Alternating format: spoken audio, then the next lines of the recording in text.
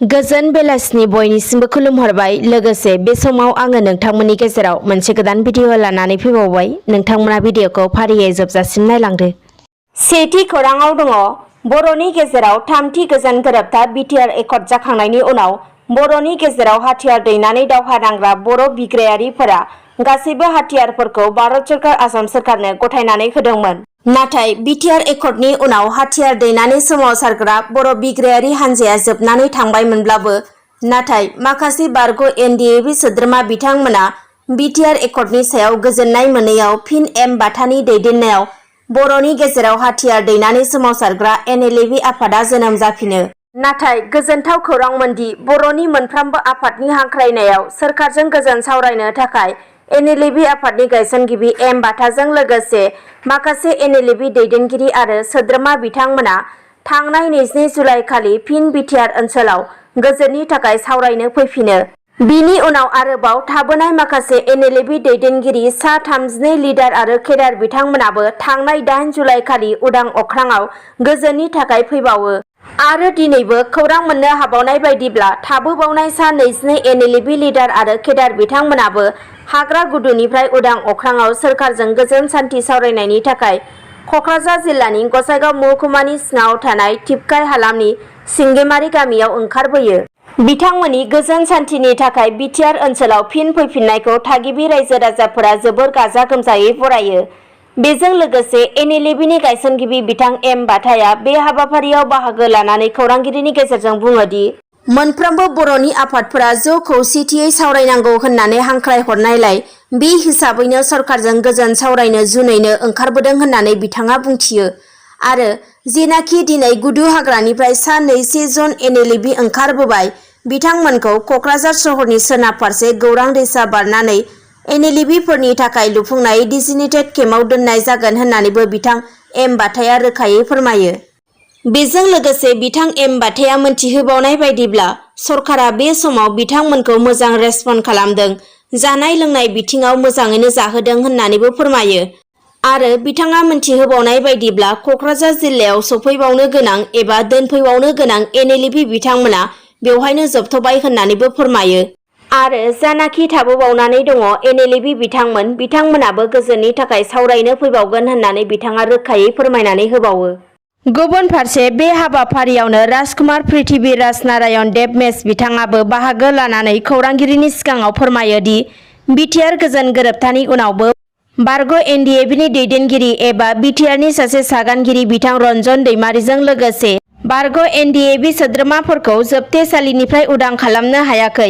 बिनिखायनो NLFB बिथांमोना फिन हाथियार दैनानै हाग्रा फारसे ओंखारलांफिननो गोनां जादों होननानै बिथाङा खौरांगिरिनि गेजेरजों रोखा फोरमायनानै होयो।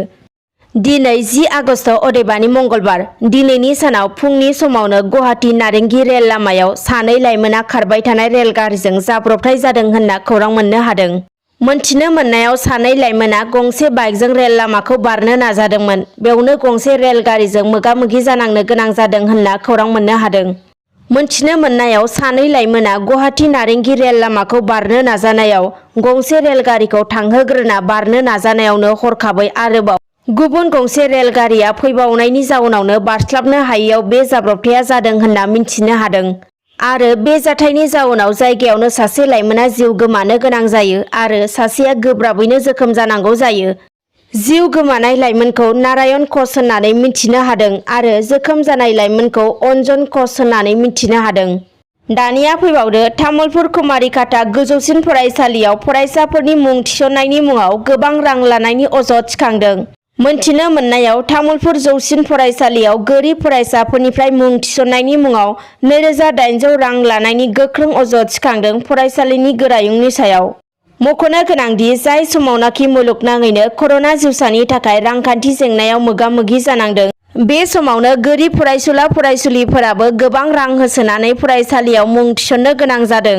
नाथाय मुं थिसननाय रांनि फोरमान बिलाइयाव मानि थाखाय एसेबां रां लादों बिनि फोरमायथिबो जेबो गैया होननानै बिथांमोना मिन्थिहोदों। बे जाथायनि सायाव बाक्सा जिल्लानि फरायसा आफादनि दैदेनगिरि बिथांमोना बे जाथायनि सायाव संदाननो गोख्रोङैनो दाबि खालामदों। दानिया गुबुन खौराङाव फैबावदो। मैया 9 आगस्ट अदेबानि समबार मैयानि सानखालि बिटिआरनि गाहाय मावफुं सोद्रोमा प्रमद बर' बिथाङा बिटिआर ओनसोलाव थानाय चिरांनि बिजनी खाद' गामिनि थागिबि गंथाम गोरिब नखराव थांनानै खौरां लाहैदों। खौरां लाहैनाय समाव बिथां प्रमदआ खौरांगिरिनि गेजेरजों बुङोदि बिटिसिआ आंनि बिफानि सम्पति नङा।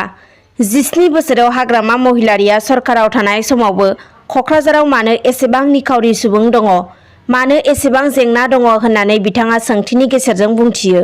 बेजों लोगोसे बिथाङा बुंबावो दि गावनि नोजोरा राजनीतिक नङा, हाग्रामा महिलारिबो नङा, बिजेपि आरो इउपिपिएलबो नङा, नाथाय आंनि नोजोरा बिनिनो थागिबि फरायसा, खामानि गैजायैफोरनि जेंना बोस्रांनाय आरो गोजोन गायसंनाय।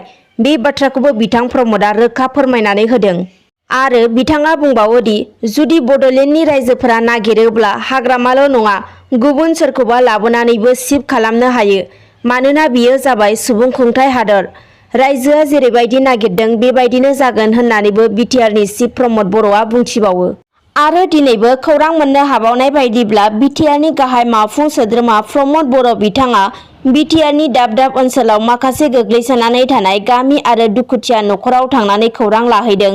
मोनथिनो मोननायाव अदालगुरि जिल्लानि दाब दाब ओनसोलफोराव थांनानै दुखुथिया नखरखौ लोगो हमनानै सावरायहैदों बिटिआरनि चिफ प्रमद बर' बिथाङा।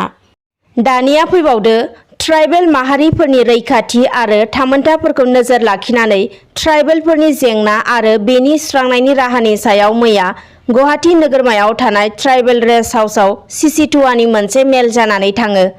बे मेलाव एबसुनि आफादगिरि दिपेन बर', लोगो आफादगिरि खोरोमदाव औवारी आरो गाहाय नेहाथारि कनिन्द्र बसुमतारी बिथांमोनाबो बाहागो लादोंमोन।